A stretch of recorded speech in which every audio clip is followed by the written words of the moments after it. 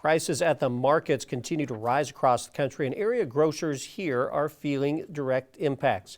In Troy, Kansas, a local grocer explains how it's affecting him and his customers. Here at KQ2's Daniel Soxie with the story.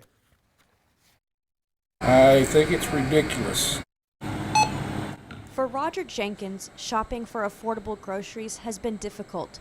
Buying for himself and his son, Jenkins is spending more money than he hoped. Used to, depending on if I was buying for a couple weeks, I'd probably spend $130, $140, and now I'm spending well over $200.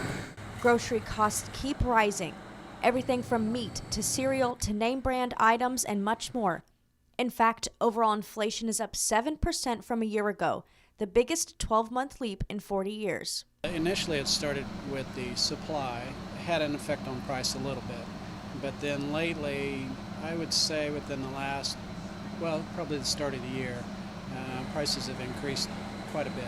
Big name brands like Kraft, Heinz, and General Mills are on the up and up, a ripple effect in the economy that results in prices increasing. In terms of COVID, right, it obviously causes all sorts of different supply chain issues. There's also been a lot of staffing shortages.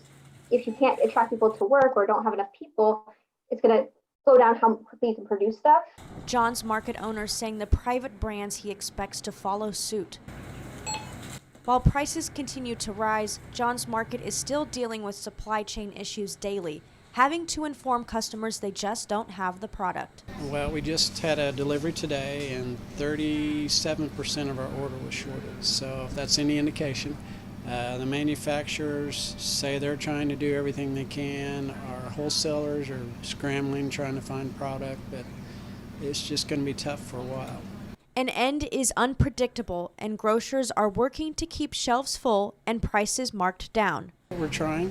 It's hard to, our ads are usually made a month or two ahead, so it's hard by the time the ad hits to have a supply or correct pricing.